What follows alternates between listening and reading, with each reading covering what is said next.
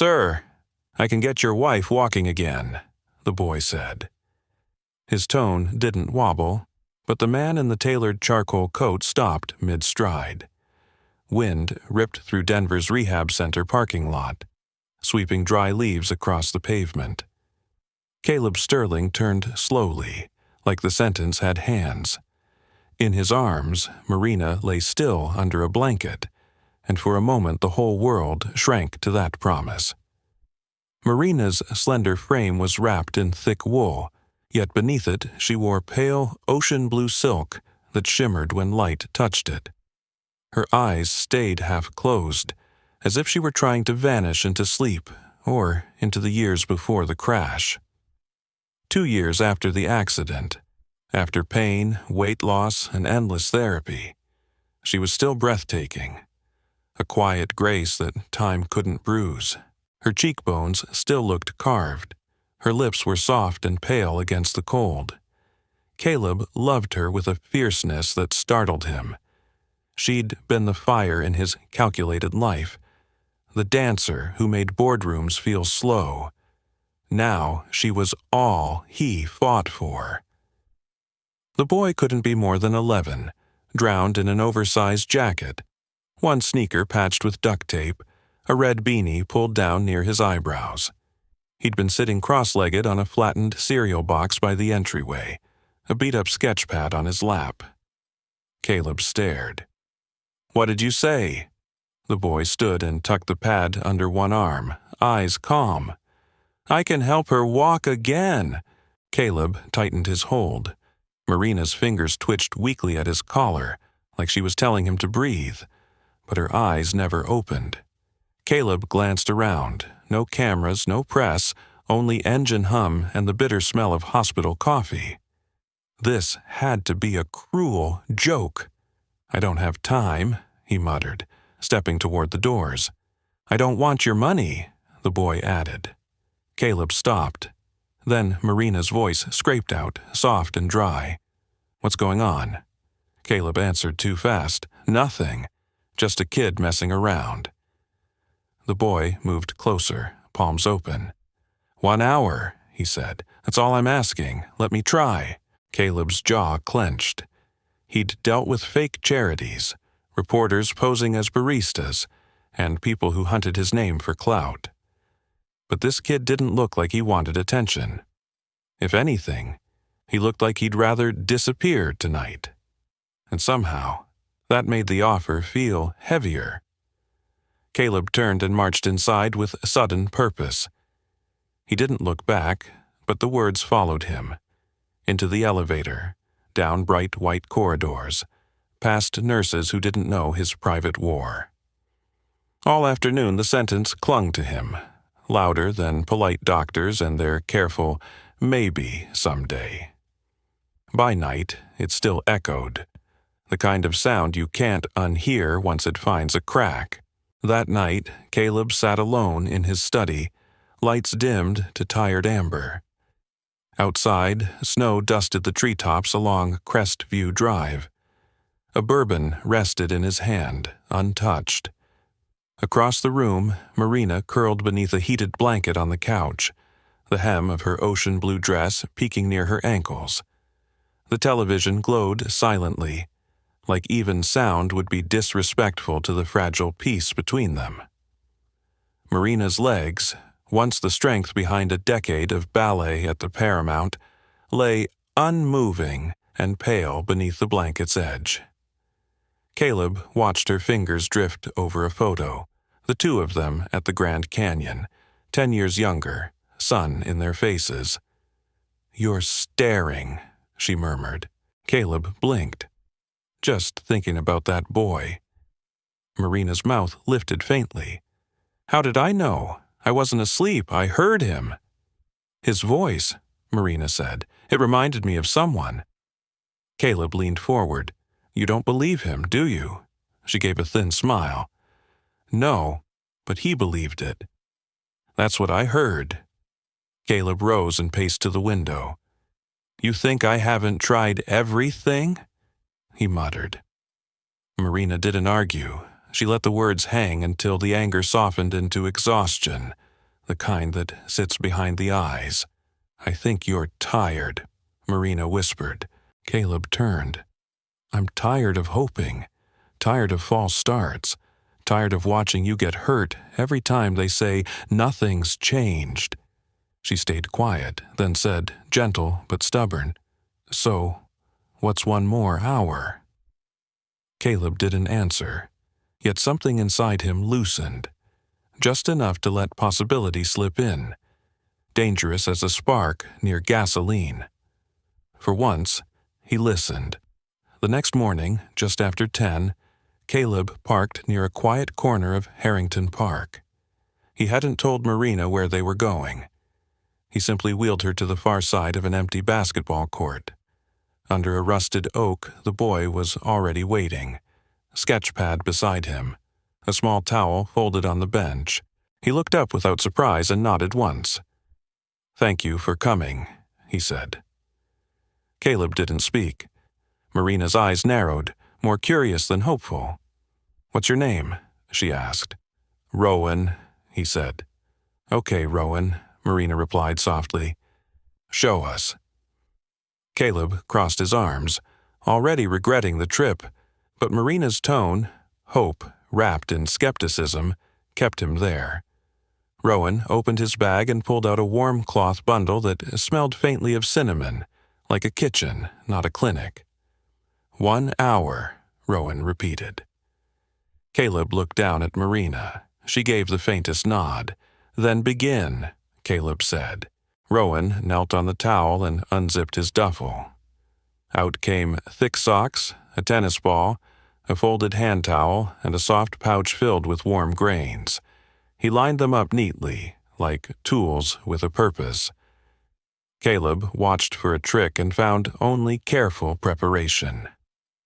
Rowan laid the warm pouch across Marina's thighs. Loosens the muscles, he said. It's just rice. Marina flinched. He pulled back instantly. Too hot?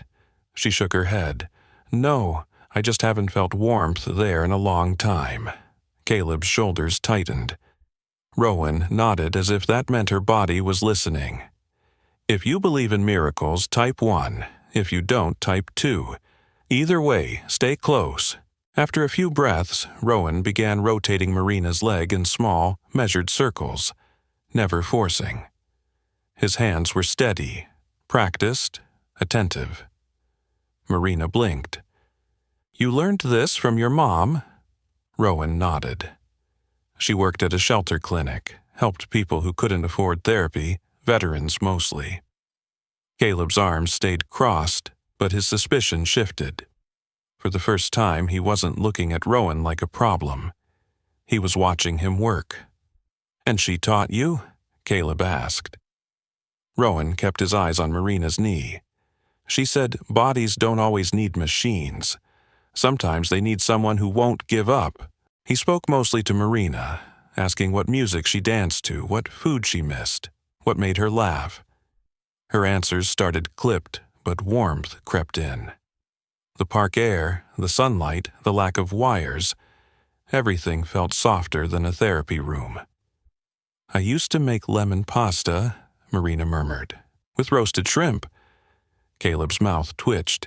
He tried copying it once and set off the fire alarm, she added. Rowan smiled.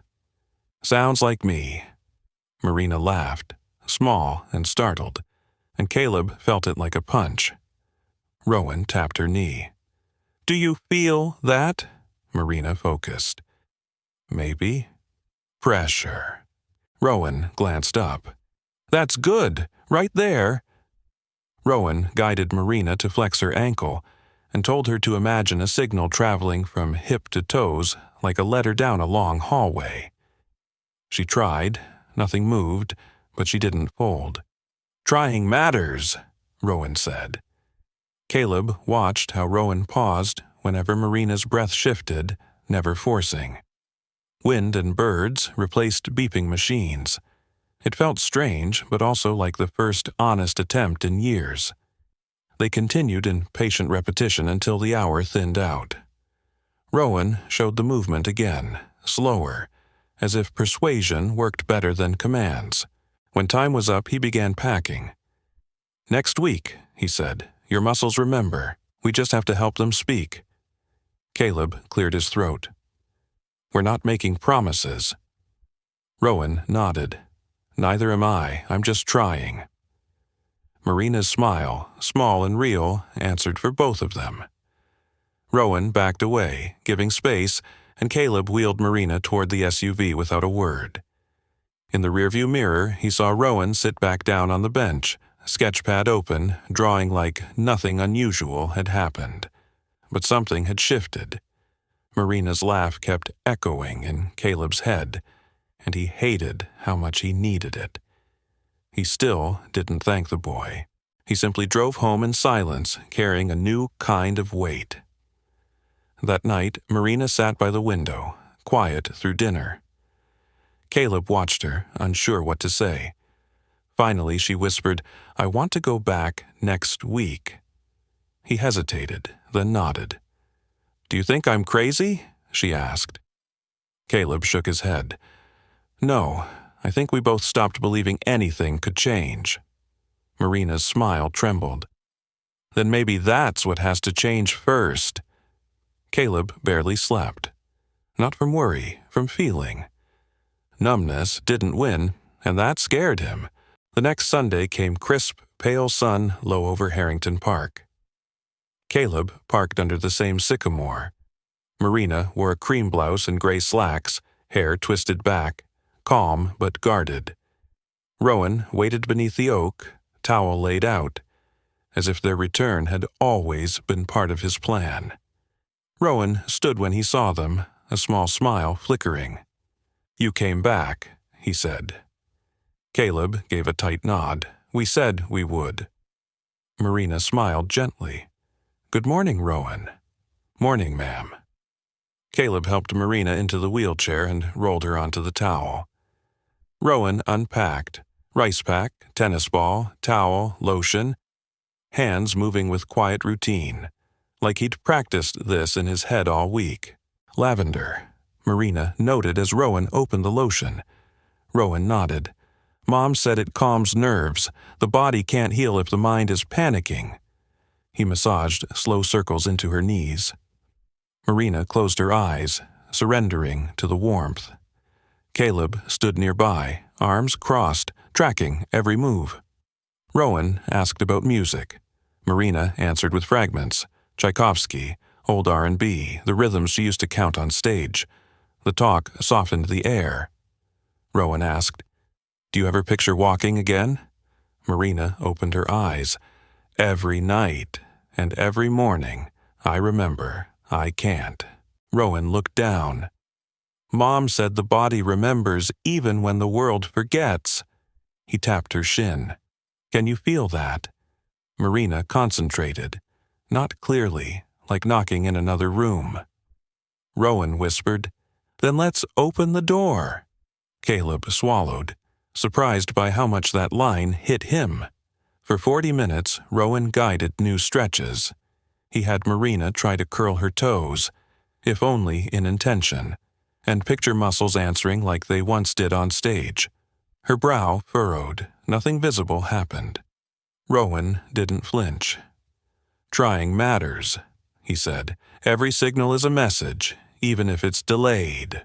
Near the end, he pressed her knee. Marina paused, then said, "It felt like warmth." Rowan smiled. "That's a start."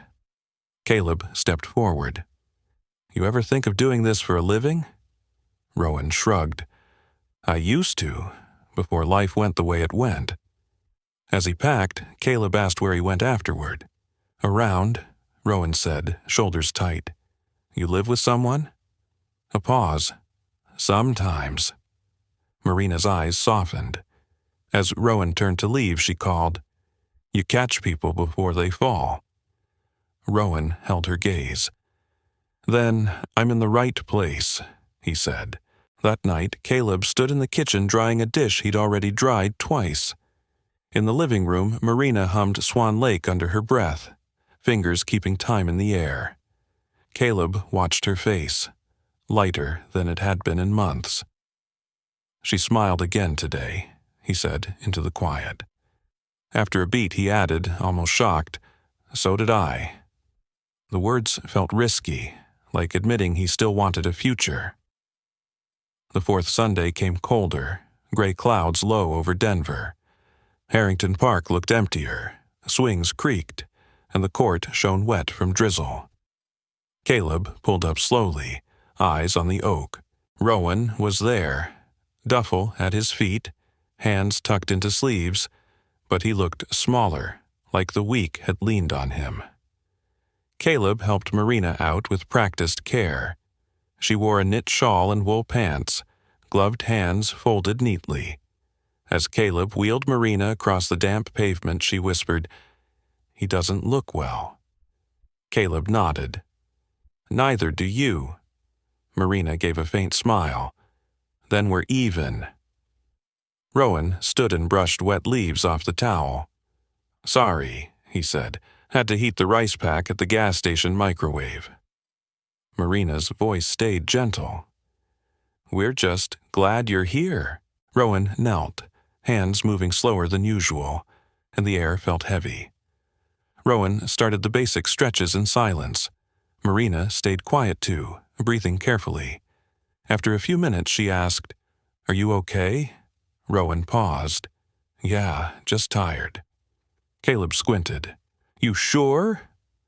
Rowan nodded once. "Sometimes tired is part of the job." Marina reached out and touched his shoulder lightly. "You're allowed to rest, too." Rowan didn't answer, but his shoulders lifted a fraction, like he'd been given permission he'd never heard before. They continued. Marina's feet still didn't move, but her awareness sharpened. When Rowan tapped her heel, she answered immediately. "Felt it." "Where?" he asked. "Right where it should be." Rowan's pride stayed quiet. Then he handed Caleb a flat resistance band. "Loop it around her foot, gentle." Caleb hesitated. "I'm not trained." Rowan looked up, steady. "You're her husband." Caleb knelt beside Marina and did it. Together they worked small motions. Press, release, breathe, guided by Rowan's calm counting.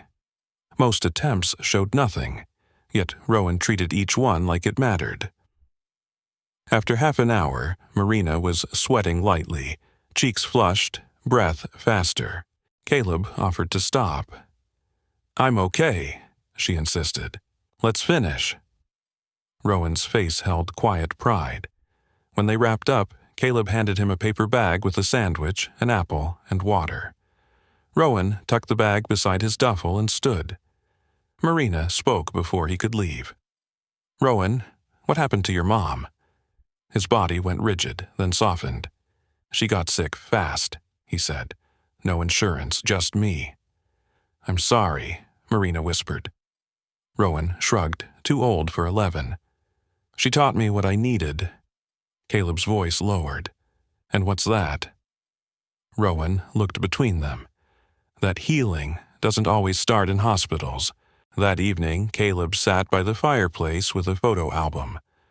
Marina rolled beside him, hands trembling from effort. She stared at a picture of herself mid-leap on stage, muscles arched, eyes bright with joy. After a long silence, she asked, "Do you think I'll dance again?" Caleb took her hand. "If there's even a 1% chance," he said, "it's worth fighting for." Marina smiled through wet lashes. "Then we keep fighting." Wind shook the branches outside. Inside, something stubborn and warm kept growing. Hope learning how to stand. The fifth Sunday arrived under a gray sky, and Caleb felt the shift early. Marina refused breakfast, hollow. She didn't look up while he made coffee. In the SUV, she stared forward, hands too still. At Harrington Park, Rowan waited under the oak, sketchpad open, but he wasn't drawing, just staring at a half-finished page. Caleb opened Marina's door. She didn't move. "I don't want to," she said flatly. Caleb froze. "What?" "I don't want to go out there," she repeated. No anger, only defeat. Caleb bent so his face was level with hers. The park felt too quiet. Rowan glanced up from the bench, then looked away, giving space. Caleb kept his voice steady. "Talk to me, please." Marina swallowed, staring past him at the wet court. "I'm tired," Marina whispered. "Tired of trying and failing where everyone can see. Tired of hoping and getting nothing." Caleb's chest tightened. "You don't owe anybody a performance," he said. Marina's breath shook. "But what if today is another nothing?" Caleb leaned closer. "Then today is just a day. We survive it." Across the way, Rowan stood halfway, unsure whether to approach, hands hovering near his duffel. Caleb lifted a hand toward Rowan. "Wait." The boy froze and stayed back. Caleb turned to Marina. "We can leave," he said, "or we can step out for 5 minutes. No promises, just 5 minutes." Marina closed her eyes. The old stage fear showed on her face, unmasked. "I'm not scared of pain," she murmured. "I'm scared of hope." Caleb nodded slowly. "Then we do it scared." He waited, motionless, until she answered. Marina's hands tightened on the armrests. "He doesn't deserve to watch me quit," she said. Caleb shook his head. "Rowan isn't here for a show. He cares." Outside, Rowan pretended to fuss with the rice pack so he wouldn't stare. Caleb lowered his voice. 5 minutes, and if you want to stop, we stop." Marina exhaled, long and shaky. "Okay," she whispered. And Caleb felt relief and dread spike together. Caleb opened the door wider and lifted the blanket higher around Marina's legs. Rowan stayed back, eyes down. Caleb eased the chair into place and rolled her toward the towel. Marina's face stayed blank, braced for disappointment. Rowan knelt, but his hands hovered, waiting for consent. Marina met his eyes. "I'm not sure I can do today."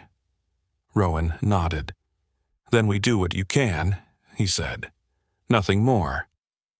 Rowan laid the warm rice pack across Marina's thighs and watched her closely. She didn't flinch. She stared at the gray court, listening to traffic and creaking swings. Rowan spoke softly. "Mom said bodies hate being rushed," he told her. "They shut down when they feel cornered." Marina swallowed. "I feel cornered." Rowan nodded. "Then we widen the room." He guided the slowest stretch yet, pausing when her breath changed. Caleb stood close. Rowan tapped Marina's heel. "Do you feel it?" Marina blinked. "Yes," she said, surprised by her own certainty. "Right there." Rowan's eyes brightened, but he stayed steady. He offered the resistance band to Caleb. Caleb knelt and looped it carefully, hands shaking a little. Together they did one gentle press, then another. Marina grimaced from effort, not pain. Caleb leaned close. "I'm right here," he murmured. Rowan counted softly, keeping rhythm like music. The repetition became its own prayer. Marina's cheeks flushed, sweat gathering at her hairline despite the cold. "Stop?" Caleb asked. Marina shook her head. "No, keep going." Rowan steadied her ankle and guided without forcing.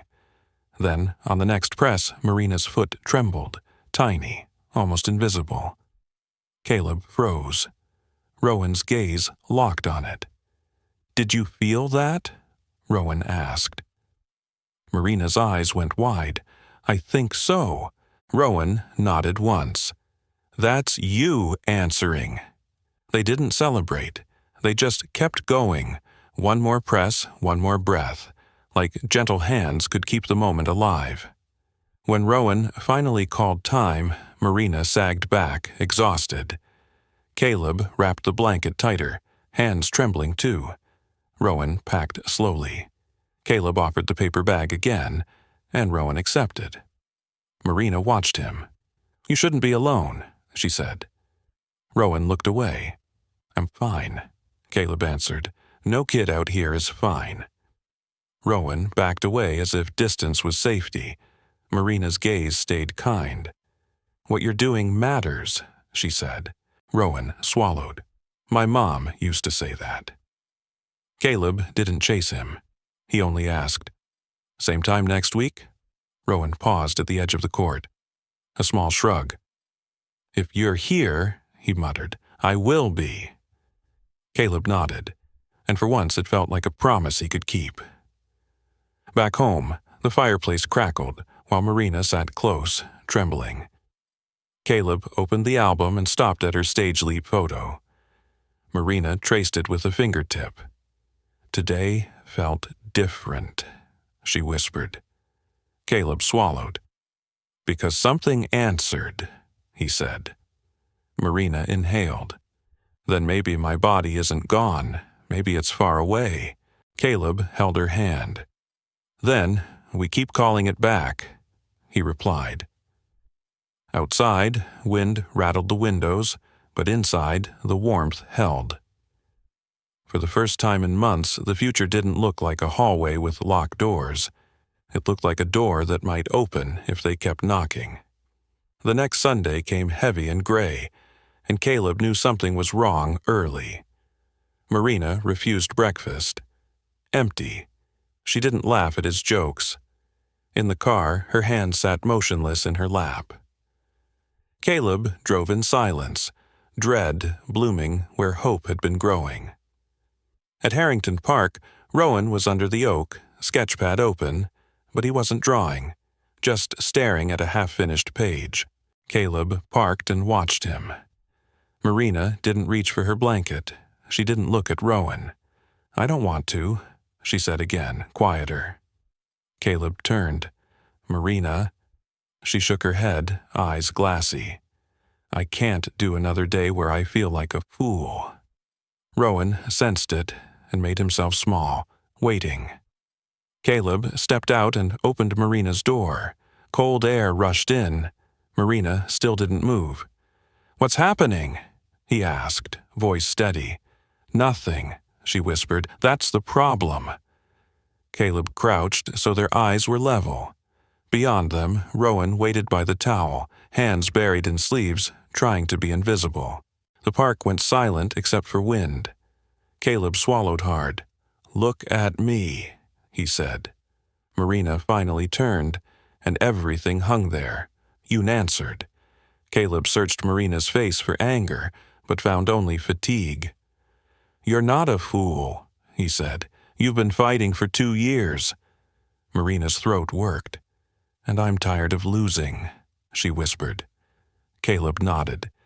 "Then today we don't chase a win. Today we just show up." He glanced toward Rowan, keeping his distance. 5 minutes, Caleb offered again, softer. Marina breathed in, shaky, and didn't say yes, but she didn't say no either. Silence stretched. Wind tugged at Marina's blanket and rattled the oak's bare branches. Rowan shifted, eyes down, ready to disappear the second he was unwanted. Caleb stayed crouched by Marina's door, steady. "Whatever you choose, I'm with you," he said. Marina's eyes glistened. She stared at the wet court, then at Caleb. "I can't promise anything," she whispered. Caleb answered, "Neither can I. Just look at me." Marina's gaze locked onto his, and for a heartbeat, Caleb saw the old Marina, the one who jumped without knowing the landing, flicker behind her eyes.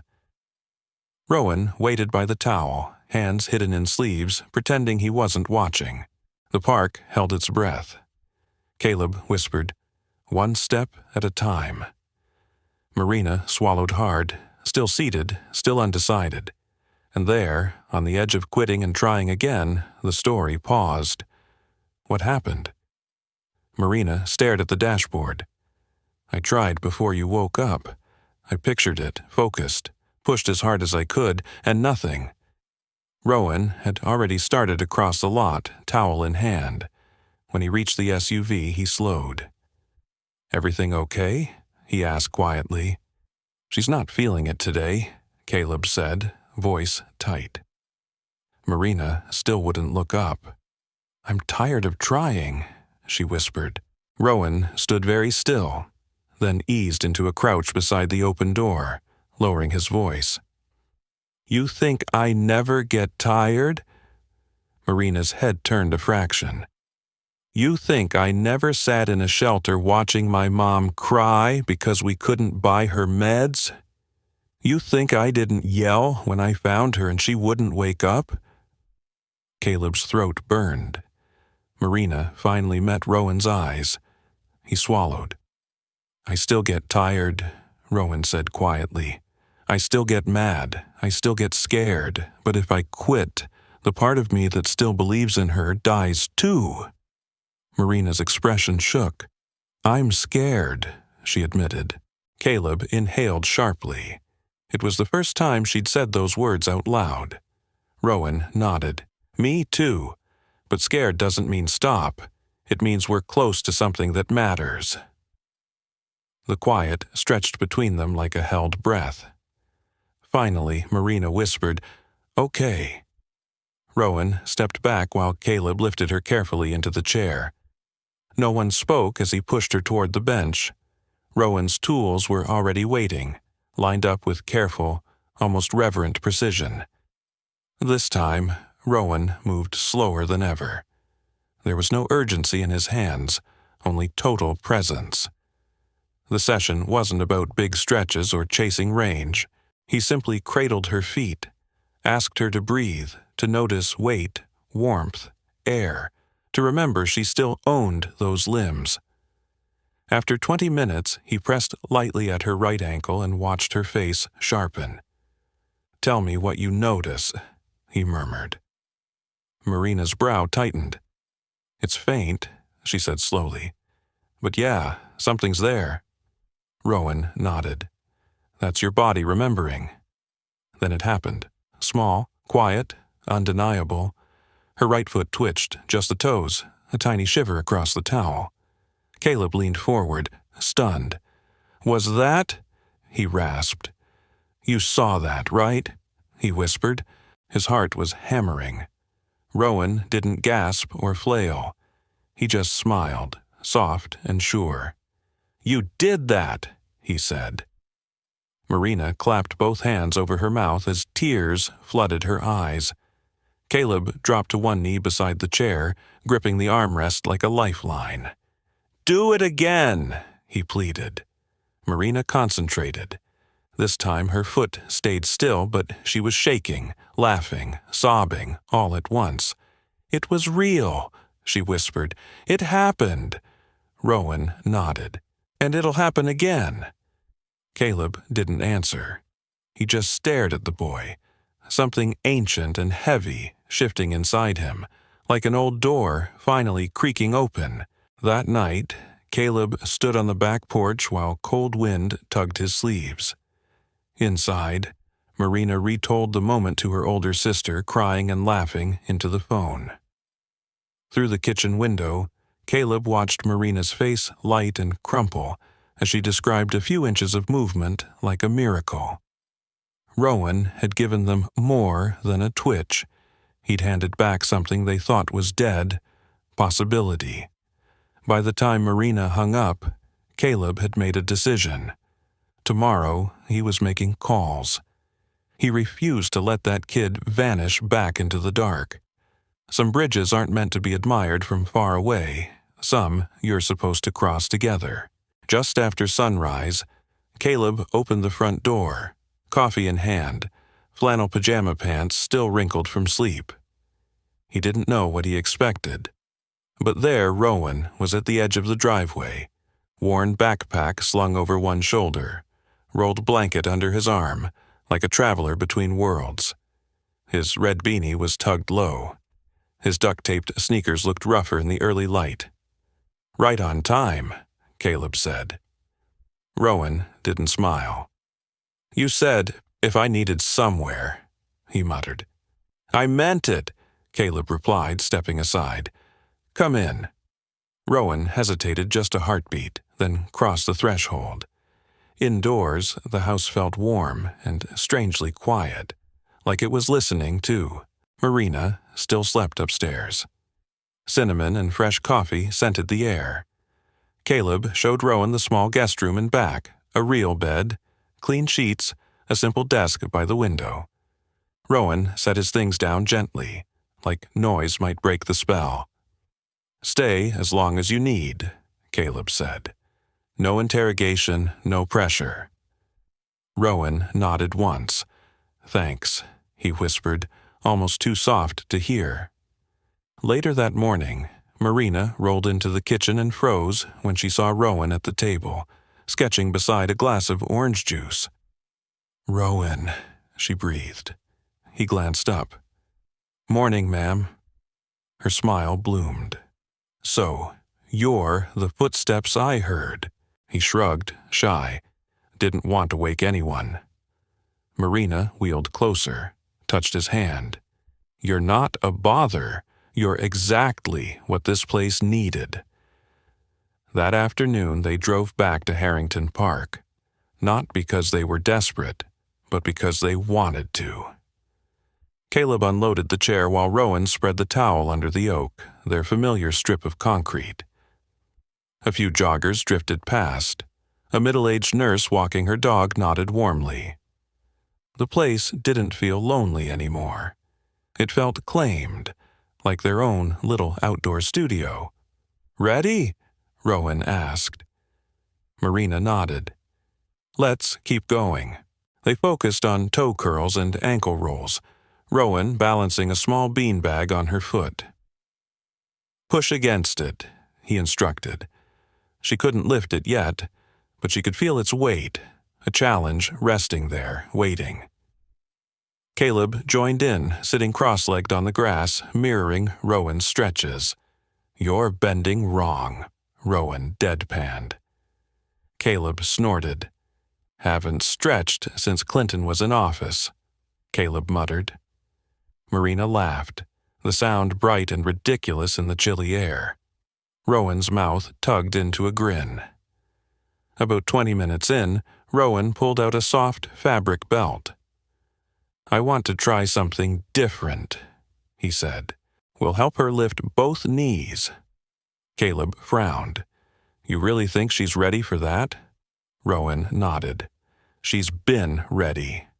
They positioned Marina carefully, belt looped under her knees, Caleb gripping one end, Rowan the other. Marina closed her eyes, settled her breathing. "Now," Rowan whispered.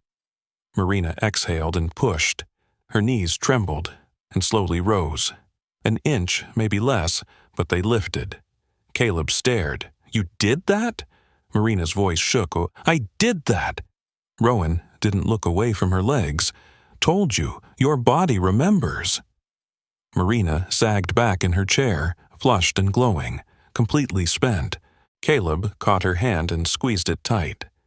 Afterward, Rowan sat alone on the bench, sketching while the park thinned.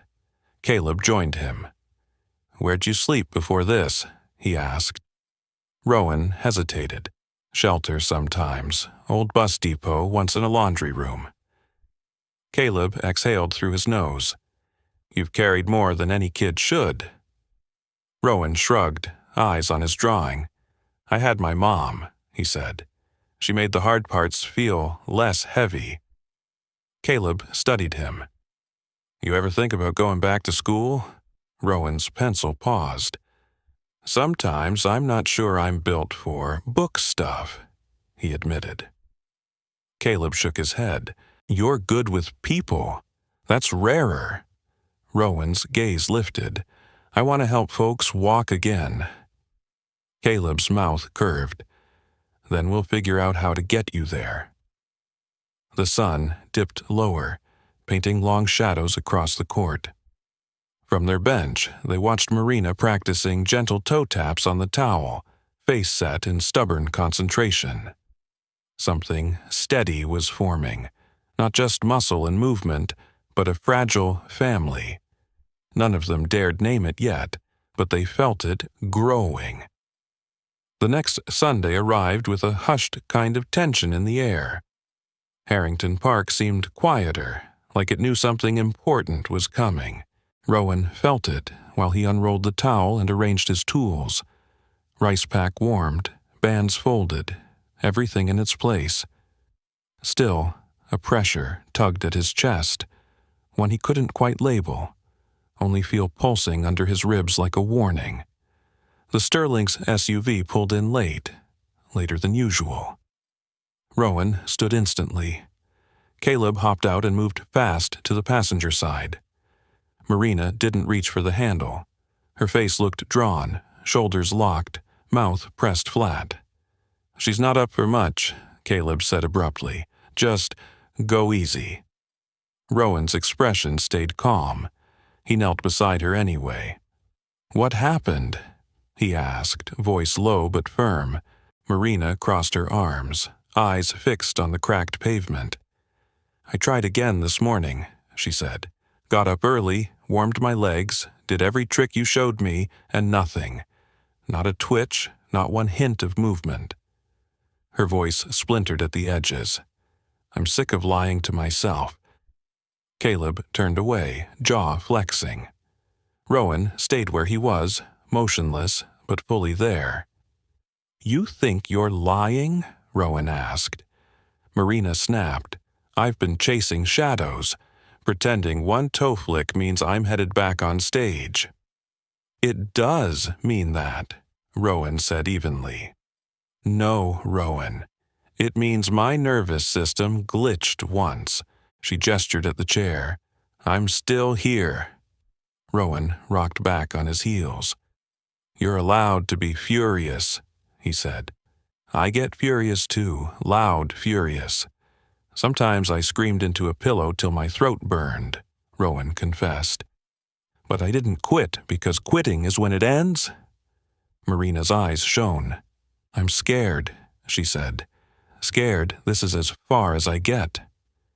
Caleb turned back then, his expression softening. It was the clearest he'd ever heard her name that fear. Rowan leaned closer. "Scared means you are close," he said. "Closer than you've ever been." Marina didn't answer at first. Wind rustled the oak leaves overhead. Finally she whispered, "Then help me try again." Rowan nodded once. That was enough. They started small, gentle massage, warmth at her knees, slow stretches. Rowan barely spoke. Marina barely did either. Caleb knelt whenever needed, lifting where Rowan pointed, his touch steady, not afraid of breaking her. Half an hour drifted by. Then Rowan tapped her right ankle, same cue as always. "Breathe," he said. Marina drew air in deep, focused like a spotlight. Her right foot moved. Not a twitch, not a tiny jerk. A deliberate slide. Fabric scraped against the towel. Maybe an inch, maybe two. Rowan sat back, eyes shining. "You did it," he said, almost reverent. Marina's hand flew to her mouth. "Oh my God," she gasped. Caleb dropped to both knees. "Again," he urged. She tried, and this time the slide was slower but controlled. Her eyes went huge, tears spilling. "I moved it," she breathed. Rowan didn't rush to fill the moment. He let the silence hold while she absorbed it. Caleb bowed his head over her legs, shaking. When he finally looked up, his voice cracked. "We're not chasing shadows anymore." Marina laughed through tears. "I needed that," she said. Rowan's grin finally broke through. "That's why I'm here," he answered. That night the house felt completely different. Less like a recovery ward, more like a home. Marina put on old records. Caleb cooked pasta and somehow didn't burn anything important. Rowan sat at the table sketching again. This time drawing frames of feet in motion. Heel lifting, toes extending, stronger shapes instead of limp outlines. At the sink, Caleb rinsed plates. "Rowan," he called. "Yeah? You ever think about dancing?" Rowan froze. "I've never danced," he said. Caleb smirked. "That might change." He nodded toward the living room, where Marina hummed and stretched. "Because she's going to need a partner someday," Caleb said. A small, disbelieving smile tugged at Rowan's mouth. He ducked his head and went back to drawing, but something in his posture eased. For the first time, he didn't feel like a guest on borrowed time. He felt like he belonged at that table, in that noise, in that messy, loud story. By the 8th Sunday, whispers had started to spread. Not from posts, Marina didn't share online and Caleb guarded their privacy, but word of mouth has its own highway. Someone had seen the woman in the chair move her foot. Someone told a cousin. A nurse mentioned it on break. That morning, when the Sterlings arrived, 2 new families already sat near the oak, watching with careful hope.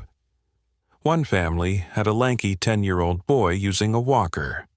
The other, a girl, maybe 11, one hand curled from a mild stroke.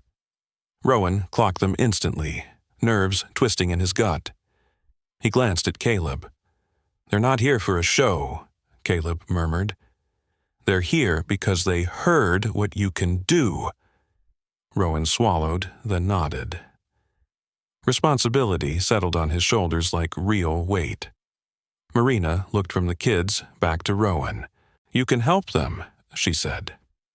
Rowan hesitated. "What about your session?" Marina's smile was gentle. "We've had 8 weeks. Let's give them 1. Rowan approached the girl first. She had dark curls and huge anxious eyes. "I'm Rowan," he said, kneeling. Her name was Noelle. "What do you miss most?" he asked. "Jump rope," she whispered. Her dad stood behind her, shoulders tight, thermos clutched like armor. Rowan used the same towel setup, the same warm rice pack, the same calm tone. He showed Noelle's mom how to massage behind the knee, how to test response with the tennis ball. Then he moved to the boy, Darius with the walker, and coached his parents on light band work, on speaking encouragement without pity. All the while, Marina watched from her chair, arms folded, pride written across her face. Caleb stood behind her, hands tucked in his pockets. "They believe him," Marina murmured. Caleb nodded. "He believes in them first." When Rowan finished, he returned, looking apologetic. "Sorry I skipped your work," he said. Marina shook her head. "You didn't skip anything. You multiplied it." "They needed you," Rowan said. Marina's gaze softened.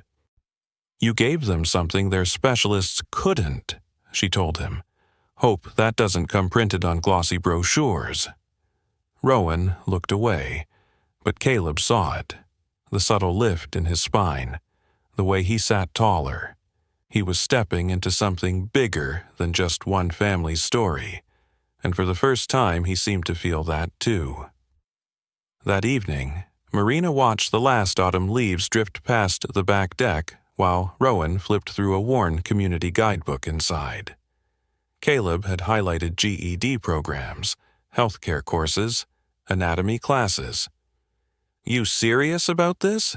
Rowan asked. Caleb looked up from the stove. "About helping you find a track?" "Very." Rowan traced a line. "Been a long time since school felt like it fit me." "Maybe it didn't then," Caleb said. "But now, different story." Rowan lifted his eyes. "You really think I could become someone who helps people for a living?" Caleb didn't hesitate. "You already are," he said. "We're just giving the world a way to see it." Just then, Marina rolled in. "You guys want to see something?" she asked, a mischievous glint cutting through her exhaustion. Both of them turned. Marina didn't answer with words. She parked beside the counter, planted her hands on the edge, and pushed. Caleb lunged automatically, but she waved him off. "I've got it," she breathed. Her legs shook. Her arms trembled, but slowly, agonizingly, she stood. Rowan's eyes went wide. Then she took one step and collapsed into Caleb's arms, laughing and sobbing. Rowan stood frozen, then edged closer. Marina reached out, grabbed his hand, and squeezed like she was anchoring herself to both of them. "You said we'd get here," she whispered. Rowan shook his head. "No, you got here." That night, nobody mentioned therapy or charts. They ate too much pasta, ruined the garlic bread, and cranked the music louder than any doctor would recommend. From her chair, Marina danced with her arms. Slow spins, graceful arcs, tracing the air like echoes of old choreography. Caleb snapped a picture, unable to stop smiling. Rowan didn't dance, but he grinned so hard his cheeks hurt. For once, the house wasn't defined by what they'd lost. It pulsed with what might still be possible, buzzing with goofy jokes and off-key singing. 9 Sundays. That's how long it had been. 9 weeks of rice packs and whispered cues, of muscles quivering with effort, of tears that meant defeat 1 minute and victory the next. 9 Sundays since a boy in a red beanie had stepped from the margins and turned a quiet, grieving household upside down. But this Sunday felt different, charged in a deeper, bone-deep way. Rowan sensed it before the SUV pulled up. The air was still, the light warm and golden like late afternoon, though it wasn't. Families gathered near the oak, 5 now, kids with braces, parents in folding chairs, a local pastor named Reverend Collier handing out bagels and cocoa. When Caleb and Marina arrived, Rowan saw one more thing. Marina sat taller, unwrapped from her usual layers. She wasn't bundled in blankets or gloves. She wore a fitted navy blouse, dark jeans, ankle boots, no hiding. Determination settled over her features like makeup. She met Rowan's gaze head-on. "You ready?" he asked. "I think we all are," she answered. Caleb rolled her onto a mat taped at center court. Rowan knelt in front, hands steady, voice dropping into that calm register everyone recognized. "Same plan as before," Rowan said. "We help you stand. You decide the rest." Caleb moved behind her, hands braced gently under her arms. Rowan positioned her knees, feet, hips exactly where they needed to be. Marina inhaled deeply and closed her eyes. "Okay," Rowan whispered. "On 3. She nodded. 1, 2, 3. Caleb lifted. Rowan steadied, and Marina, she rose. Her thighs quivered, her arms shook, but she was on her own, 2 feet. The small crowd fell silent. No murmurs, no shifting, just wind stroking the oak leaves overhead. Marina's eyes fluttered open. "I'm standing," she whispered like she didn't trust the words. Rowan blinked hard. "Yeah," he said. "You are." Behind her, Caleb held his breath like exhaling might break everything. Slowly, carefully, he eased his hands away. Marina wobbled, but stayed up. Caleb stepped back, palms hovering. Rowan shifted just a little farther, giving her space. "You've got this," he said. Marina took a step, then another, and because she was Marina, stubborn, fearless, born to move, she went for a third. On that third step, her knees buckled, and she pitched forward into Caleb's chest. He caught her on instinct, arms locking around her. His hands shook as he held her, forehead pressed to hers. "You did it," he whispered, voice breaking. "You really did." Marina laughed and cried at once. "We did," she said. "If you think little Rowan deserves a like for never quitting, now's the time to tap it, because he didn't just show up. He stayed." Rowan stood a few feet away, unmoving, watching everything with wide, shining eyes. His fists were clenched, not from fear, but from awe so huge it barely fit inside him. Marina turned in his direction. "You promised we'd try," she said. "That's all you ever guaranteed." Rowan gave a small, crooked grin. "Trying's the thing that gets you there," he replied. The rest is just time. Nobody rushed to leave the park that afternoon. People lingered in little clusters. Some hugged, some cried, some bowed their heads and prayed. Rowan sat on the bench, sketchpad beside him, too full to draw. He didn't say much, he never did, but he didn't need to. They'd all seen what mattered. A woman stand and walk, after being told for years that she never would. That night, Caleb dried dishes at the sink while Rowan poured himself a bowl of cereal. Late-night comfort, clinking softly. Marina lounged nearby, legs on a pillow, still glowing. "You know you flipped our world," Caleb said, not turning. Rowan didn't reply at first. Caleb set the towel down, crossed to him, and rested a hand on his shoulder. "My wife walked today," he said. "Not because of some miracle machine. Not because of a new drug trial, because a kid with duct-taped sneakers kept showing up." Rowan looked up slowly. "That's what my mom would have done," he said. Caleb's throat tightened. "I wish she could have seen this." Rowan gave a faint, certain smile. "She did," he murmured. "I figure she sees all of it now." Caleb nodded, blinking fast. "Rowan," Caleb said quietly, "you're going to change a lot of lives." Rowan stirred his cereal. "I already am," he answered. Not bragging, not joking, just stating something plain. And Caleb knew he was right.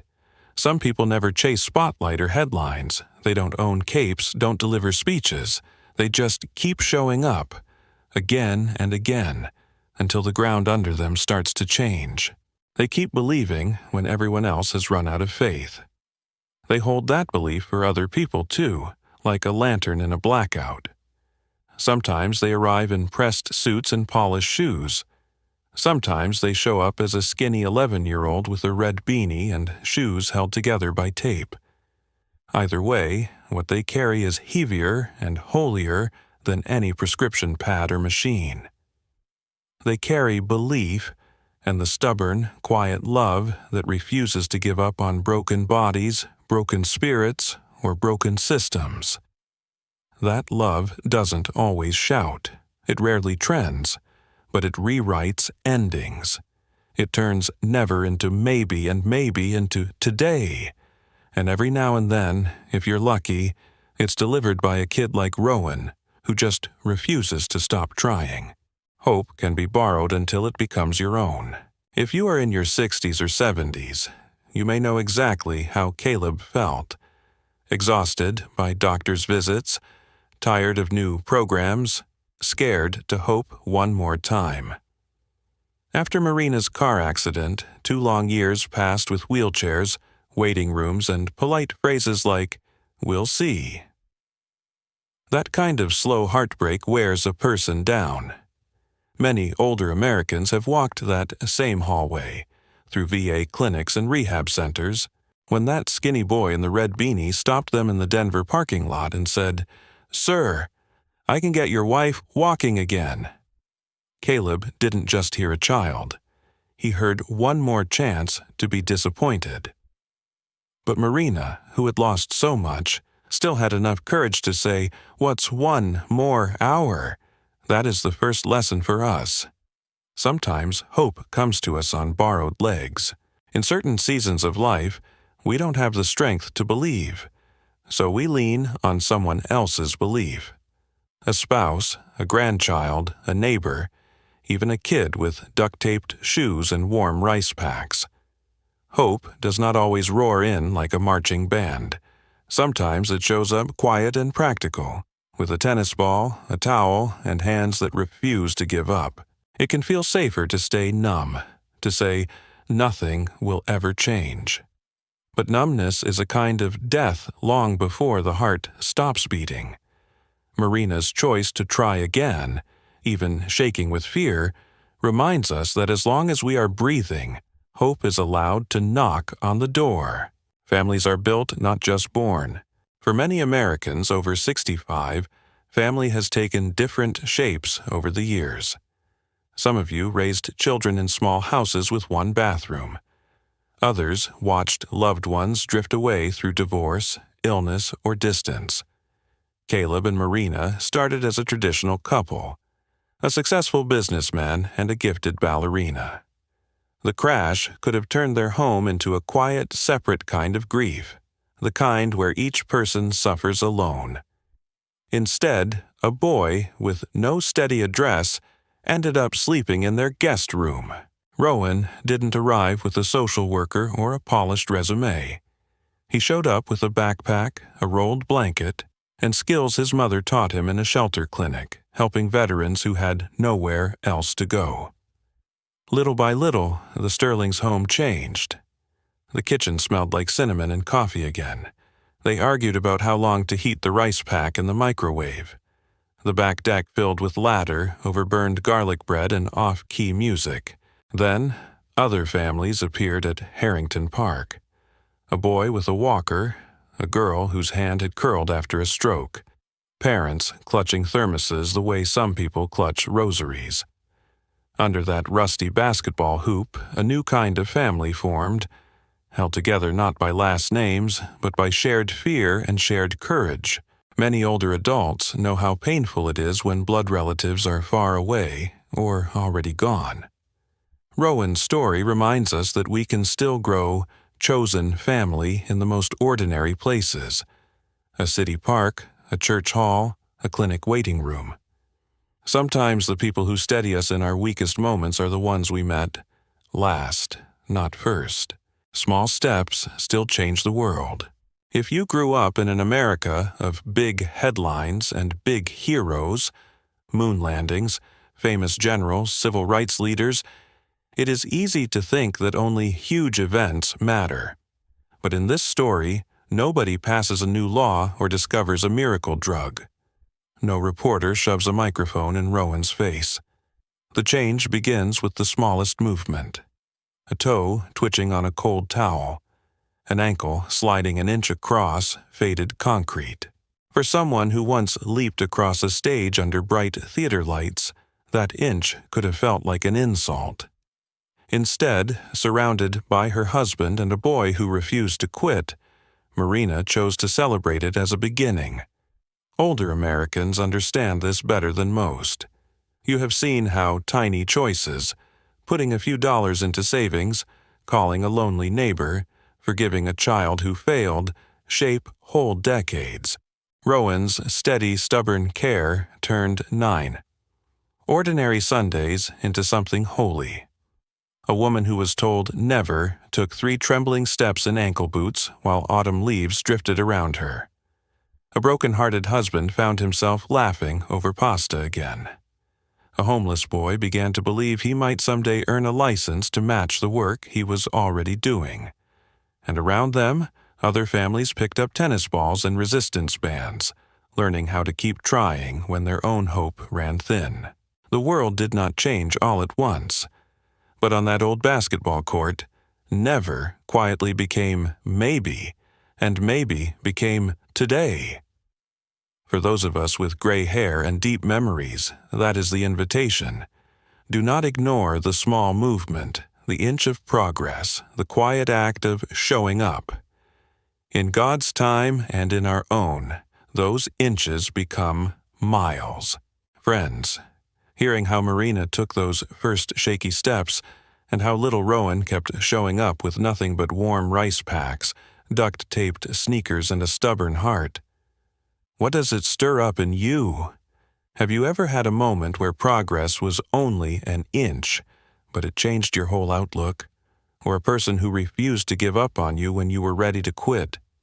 Share your story in the comments, hit the like button, and subscribe to my YouTube channel so we can keep walking this road of hope and healing together, one Sunday at a time.